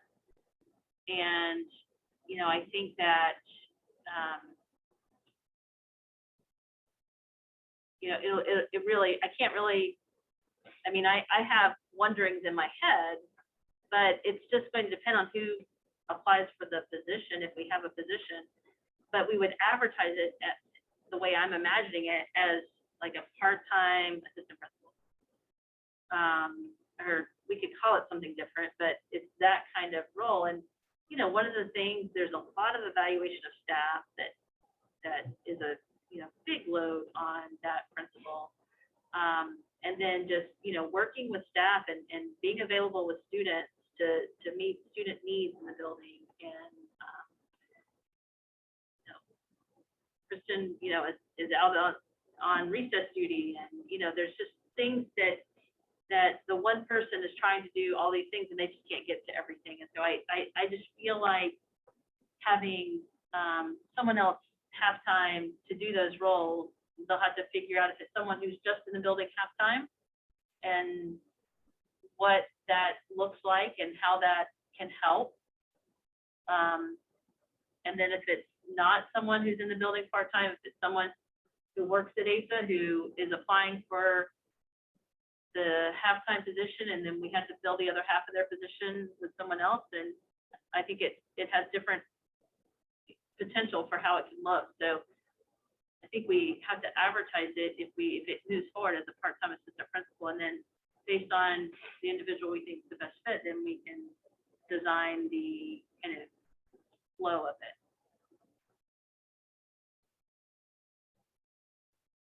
that help? I think one other thing we're gonna need to consider, and this is a hopeful thing for sure, is that, you know, we thought that this year might be a little bit closer to kind of pre-COVID normal, and unfortunately it has been in some ways, but not to the degree that we hoped or anticipated perhaps. But maybe next year will be that year, and if that's the case, then some costs that we haven't really had or that have been significantly reduced for the last 2 years will return. And we'll lose some too, right? But we're also losing a lot of the funding that was covering those additional COVID costs, where some other ones, you know, professional development being first and foremost, but others as well will go back up. So if we hopefully get back closer to kind of a pre-COVID status, we're gonna have to make sure that that's baked in. And so if it happens, the money is there. Now, I'm sure you've already thought about that, but we need to make sure that we take that into account. That some savings we've had over the last couple of years hopefully aren't going to be permanent. Right. Well, that's one thing that I've asked about with like travel lines, because in some buildings, they built in travel, assuming that most PD would be resuming in person. In other buildings, they didn't. I think assuming that PD will still be available online, which some of it may still be available online. It might be something that we've learned how to do differently and more efficiently. But we've encouraged each building to build in some, you know, a little buffer there in the event that things aren't as expected in that particular example. And to tag along with that, Mark, is the things that we now have because of this, that the monies are going away. One example would be we have all of these air purifiers, and the filters for those are really expensive. And that money will be going away. So that's something that's kind of got pulled into our budget, or things that we've really learned have been helpful and really liked through this COVID process and like to keep, but no longer will have the funds. So there are definitely things that have been moved in because of COVID that we will have to now account for in our regular budget.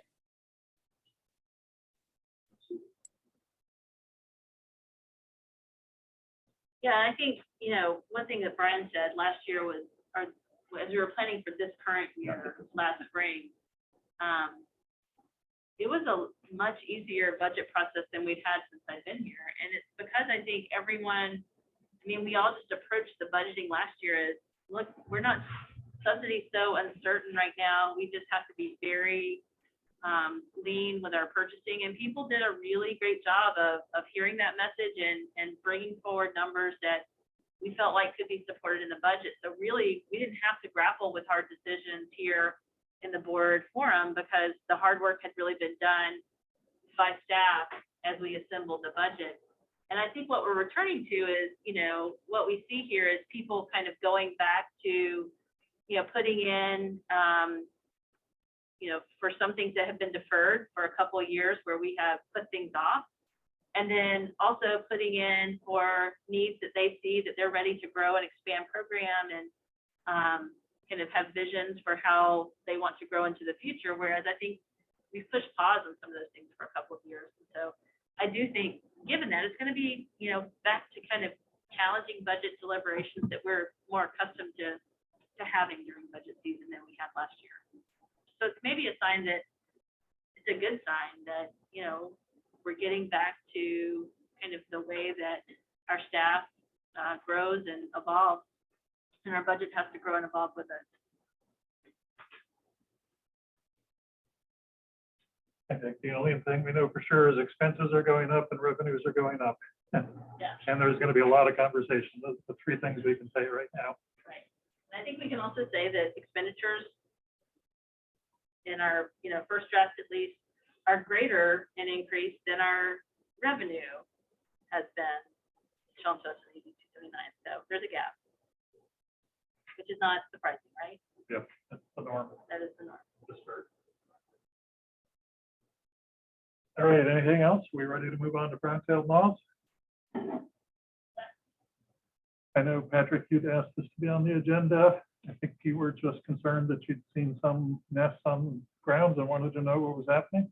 That's basically it. Yeah, I mean, honestly, I heard a little bit about it last summer when I went and visited my sister for an outdoor meeting down in Kennebec County, and there were signs everywhere about it. And I was like, what's the brown-tailed moth? And then we started hearing about it here.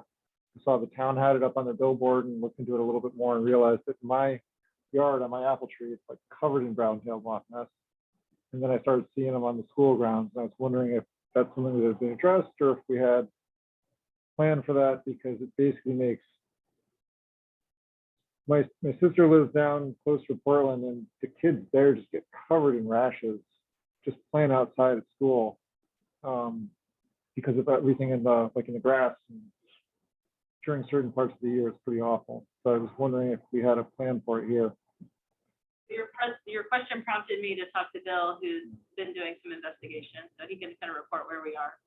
So when Meredith brought it to my attention, I reached out to an arborist, and they've actually done kind of an assessment.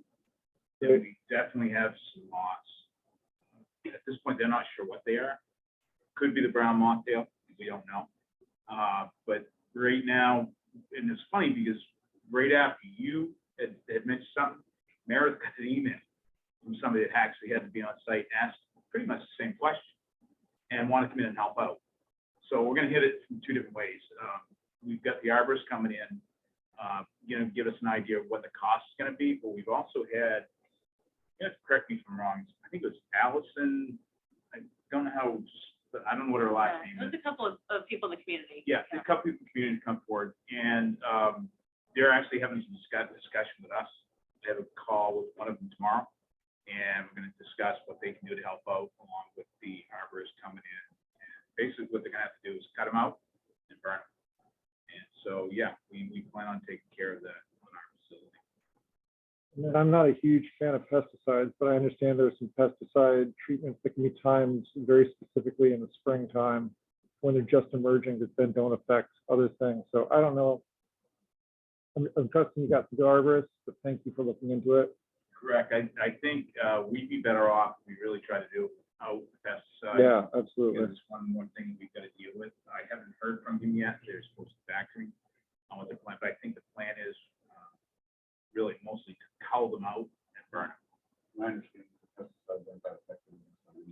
I'm sorry, Mark. My understanding is that the pesticide option isn't terribly effective against them anyway.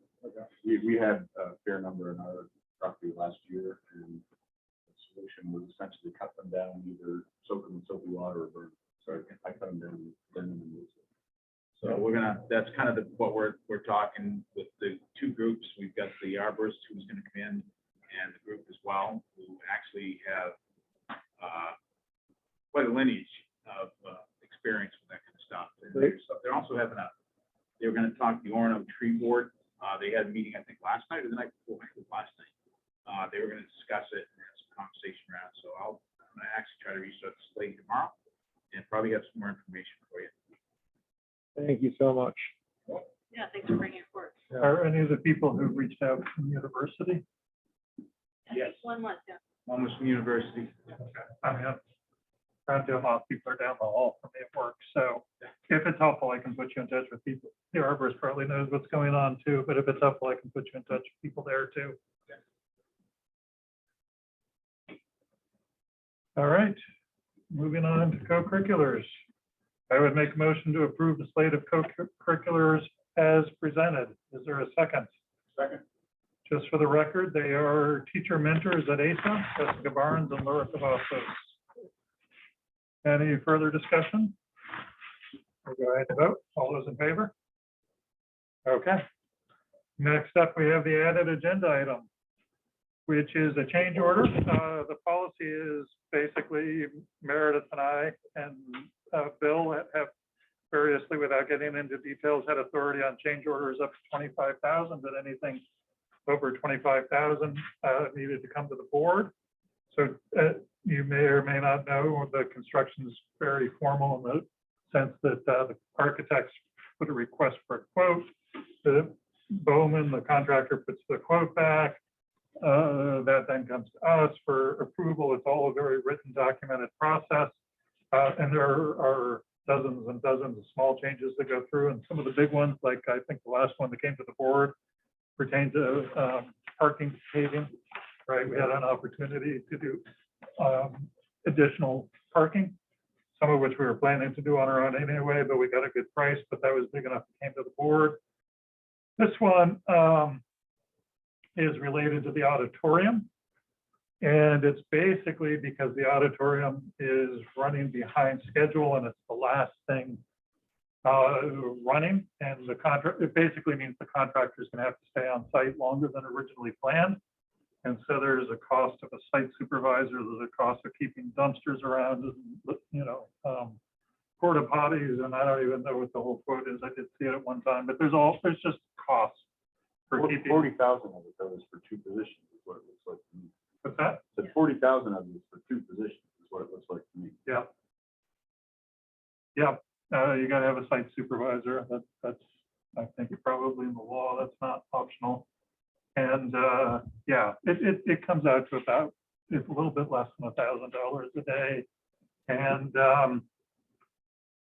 you know, I have to say the contractors really worked with us and made a lot of deliverables. You know, they slipped a couple of weeks in the summer, but they got the classrooms open before, across 3 buildings, they got the classrooms open before school started. They've, you know, the NCAP classrooms, they've hit a lot of deadlines for us. And this is the one that's not getting hit. But since it's the last thing, it just kind of has this site cost component to it.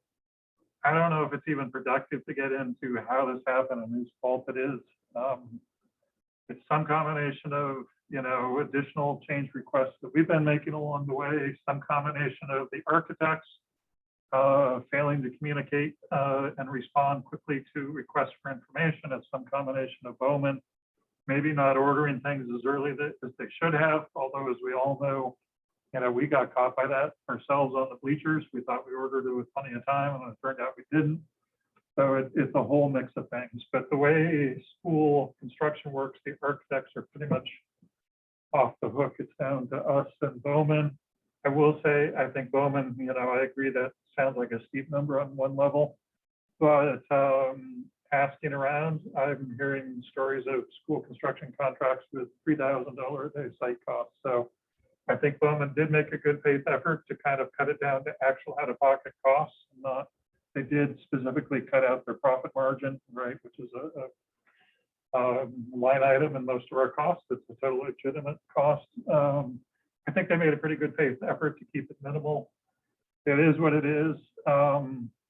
Basically, at this point, I've worked very hard, CHA's worked hard, and Meredith's worked hard on negotiating this. It's not going to go down. We either approve this or it goes to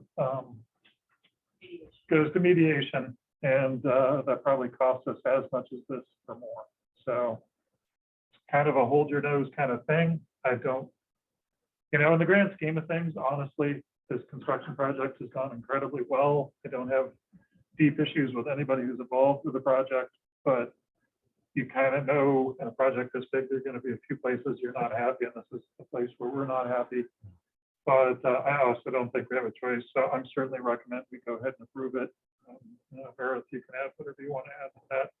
Yeah, the thing that I think that's compelling to me is, and the site supervisor, Rick Licky, summarizes it in his letter, that we've, you know, we've had 171 change events. Now, some of those are small and, you know, are around, you know, unforeseen conditions that maybe weren't as time intensive as others. But regardless of the ask, really, Bowman has, in my opinion, been over backwards to deliver on what was needed. And, you know, with some of the change orders, they outline the number of days that this is going to impact the project schedule. So when you add all that up, you can see in his letter that all those add up to 165 days, and basically they're asking for 2 months, which is not 100, you know, it's not 30 days in a month, it's probably 20 per month. So, you know, they've really tried to accommodate what we've asked for with the 170 change orders or change events so far. And, you know, the architect helped give us some comparison of what they see in projects per day cost, as Brian said, and this does seem to be, you know, a pretty just basically covering costs, change order. I tried to put together, I put together an update for you of our budget. This is something that Brian, Lynn, and we have a meeting scheduled Friday actually to look at this a little more in depth to do some projection forward. But I just wanted you to see kind of where things stand. And if you look at line B7, that's where this cost will come from. B7 is our project contingency cost. Rachel posted this in the documents online if people are watching from home or from your office. So B7 is our project contingency. You can see to date, we have spent $630,000 and some change of that line. But if you look at the very bottom of the document, you can see the 20 change orders we've approved to date. So we've approved a total of $1,054,763 in change orders. They just all haven't been billed out in total to us yet. So we have, around 445,000 more coming to us that we know of already in that line. So given all of that, we have around 226,000 left in contingency right now from what we've committed to spend and what we've already expended for change orders. We have around $5,700 in other outstanding CEs right now, just small CEs that are outstanding. And then we have this one for $59,000. That won't be the end of CEs. We'll still get some more because there's still, some significant work yet to happen and things will be discovered. But certainly the rate of CEs has slowed down and the size of them has slowed down. So I feel comfortable we'll be able to definitely stay in budget on our contingency amount. Oh, and the other thing is that we're going to be crediting back. That's the work that Lynn and I have to do over the next week, our SREF refund. So around $59,800 are around that amount. I was just kind of doing some rough estimates for us tonight. We'll go back into that line from our SREF check that we got back from the state. So that all considered, we'll still have, that was included in my 226,000 that I think we have left in contingency right now. If you look at the bottom of that first page, we have other priorities that we want to spend that contingency money on if we don't need it for the main project. There's no shortage of other projects we want to accomplish with our bond fund. And I think some of our numbers that we got back in 2019 are definitely underestimated now. And that's something that we're going to have to go back out and get updated estimates for, the ASA siding, for the central office relocation, for the concession restroom building, for the library renovation, for the ASA old kitchen repair. Those are all things that we really need to get updated numbers on. But, I'm optimistic, though, even looking at all of this, that we'll be able to move down our list of priorities with the funds we have available to us. The SRF certainly helps with that. And the fact that I think that, in other lines that we're seeing some savings. Like there's a number of lines that are really smaller in nature, but that Robin and I went through a couple of months back, and we don't anticipate much more. Like in section C, there's really not a lot more that we're going to, we'll spend a little more in construction testing, but in a little more in architect fees, and we'll probably finish the clerk of the works cost. But other than that, we're going to have money left over in fees and services. And so, and that holds true. There's a little money that will be left on the table in section B as well. So we do have the funds for this. It's just, we're trying to watch the final dimes and nickels because we want to save them for that other list that we have. So that's why it's a little painful, but I think it's justified and I support it as well. And every effort was made to negotiate this down. And it did come down some. There was some movement. Not as much as we hoped, but there was some movement. So I guess at this point, I would make a motion to authorize the superintendent to sign the change order number 188 for $59,129. Is there a second? Any discussion or questions? A question not related to this, but just related to the table that you provided for us. I'm assuming that the B7, the project contingency, that's both contingencies, correct? Yes, So out of both of those, we're after if we approve this, which it sounds like we're going to be sitting at like about one projected 160. 160 left. Okay. Thank you. Yeah, it's not like we're over budget or anything, but we're not saving as much money as we had originally hoped. But I'm not aware of a construction project in the world where that's ever happened, so. But we've also already done a And we've couple of done the extras. pieces that were on our bottom list, like the admin, OHS admin, the ASA parking lot. I think the fact that they eliminated their markup on this was just a way to show good faith. And yeah, I'm not thrilled about this, but I agree with all your arguments in favor of approving it. So Any other comments? We'll go ahead and vote. All those in favor? Carries 4-0. All right.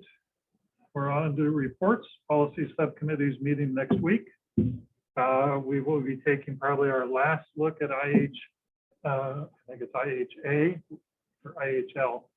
I think it's IHA. Anyway, the curriculum policy, which will then be coming to the board. We're continuing to work through the I policies on our revolving policy review, and we've got feedback from the technology committee on the staff use of computers and the student use of computer policies. And so we'll start to look at updating those as well. That's what's up, but nothing to present tonight because we did those last week. That's what's up with policy subcommittee. Anything from UTC? no, I was supposed to go to a meeting and some family things came up and I ended up missing the meeting last month. So there's another meeting this Thursday and I will try to email a report rather than wait for the next board meeting if there's anything significant with that. Great. Bruce? Yeah. Curriculum subcommittee. I think we had a report since the last meeting. Next meeting would be the third Thursday of the month. Facilities and building. I mean, you heard the big thing. I guess it's probably worth reiterating since I'm starting to hear these questions. So the process we go through is when they finish something, the architect issues what's known as a substantial completion. And then we create what's called a punch list, which is a list of things that they still have to do. And all of those, unlike what we talked about tonight, all those things they're financially on the hook for, right? They're basically measures of where they've fallen short of the specs, or a lot of them are just, tiles got scuffed or something like that. They're responsible for delivering clean new tiles. So we develop a punch list. And so let's see, ASA, we punched out at this point. Is that right? Just some things now that we're using it that we under warranty. Right. Yeah. More under warranty. There are a couple things coming up, but punch list of ACE is closed. Probably the big thing is the punch list in the field. Specifically, the retention ponds is not punched out yet. That's not going to get fixed until spring when the ground thaws. But that's formally on the punch list, so that's still to be done. There are also some issues with the sod. The football sod is also on the punch list. So those are the big punch list items. They're working through the punch list in the NCAP classrooms. So there are some small things left there. I think all the SREP and the OHS office, those have all been punched out. So we really are moving through, so basically some site punch list, some big ticket items still, some small things in the NCAP classrooms. And really it's just come down to the auditorium before we transition to the self-managed piece of things. And they just turned over, or in the process this week, in the next few days of turning over the band, choir, and special services or support services room. We're not going to occupy those right away, especially band, because we need some fixtures in there that we have to get installed, and we're still in the process of designing those with the vendor. So some of those will begin to be used this spring and others not. In the auditorium, we'll see when things actually happen. It has complicated, unusual parts that are still to be ordered. So we're a little bit dependent on the supply chain, but I think there's a fighting chance that we could have, for example, our annual budget meeting. Say fighting chance, I'm not promising, but a fighting chance. We could have our annual budget meeting in the new auditorium, which would be an awesome way to kind of introduce the public to the facilities. So, I'm optimistic. yeah. Anything else on facilities or buildings? It really, it's a milestone, people. We're moving through these things, and by the end of the school year, we're going to be done with the contractor and back to just self-managed projects moving down the list. So a lot of things have happened. Okay, any other business? I have a question. I remember earlier, well, I guess it was in the fall, the coach for our cheering squad resigned, and that we were brought forward with someone to replace that person. We approved it, and part of the explanation was that we needed to approve this so they could actually compete, right? So they could go out and cheer at basketball games, and then presumably in the competition coming up. I'm wondering what happened with that. I haven't seen them. Yeah, they've been working toward competition. I think they were focusing on competition Okay. because that's really their. So it is, Okay. it is going Yeah, on, all right? yeah. Okay. I just was worried something had happened. No. Those students were not getting the opportunity. No, that one of their big competitions last weekend got postponed. No doubt, and I right? think I saw that. it's maybe this weekend. But I think they've been cheering less at games as a Right. result of just needing to really focus in on being ready for But it is competition. functioning and ongoing. Yeah. All right, perfect. Thank you. Great. So I had another piece of other business that I just thought of today, but we've traditionally done a board survey, right? We have a policy to do a survey of, community stakeholder satisfaction on the board. I'm assuming we want to go ahead and do that again, because this is the time of year we've traditionally done it in February before we get into principal and superintendent surveys. We have had a lot of surveys, but I'm guessing we want to go ahead and do the board survey. Last year, I think it worked pretty well. We got rid of the ISLIC standards, which a lot of people couldn't interpret. And we just surveyed really on the things you see on the left-hand side of your agenda. We surveyed on the student growth and achievement values that we're doing on that, how the board was doing on each of its fundamental board responsibilities, and how the board was doing towards each of its goals. So I guess my thought would be that I thought that worked pretty well. I guess my recommendation would be we just go ahead and survey on that format again.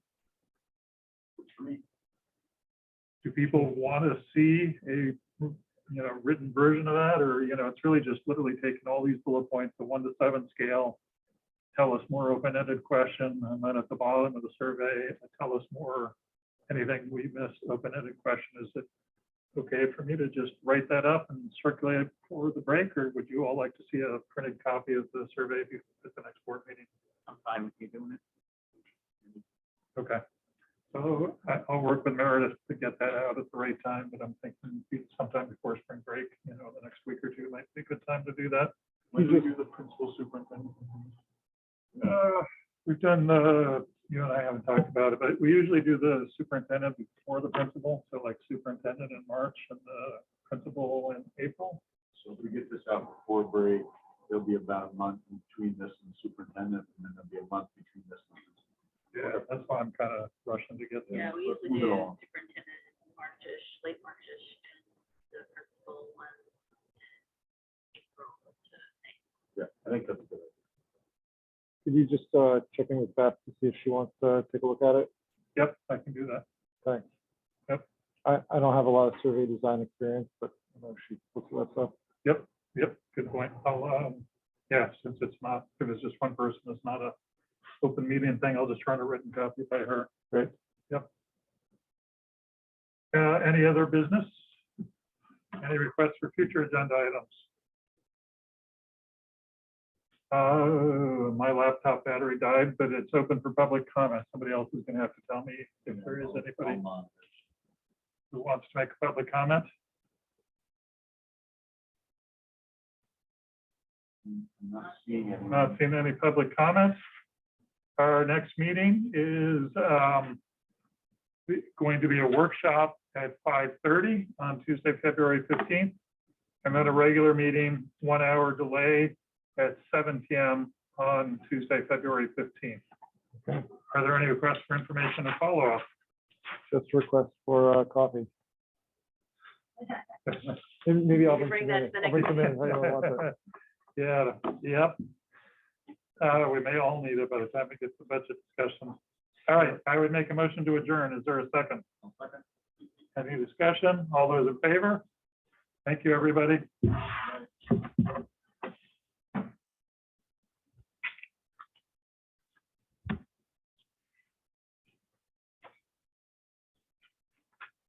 Thanks, Bill. Oh, you're welcome. Yeah, so. Good to have somebody in the audience. We've actually been able to park our vans in the red shed out there now. Yeah, there's enough Oh, room to wow. park both vans in the shed. That's a nice outcome. That's Progress, good for huh? the long-term. I got other life things that of would those look Yeah, good in things. that red shed. Mark got designs. I got other things that would be really nice in that shed. Cross is trying to claim back your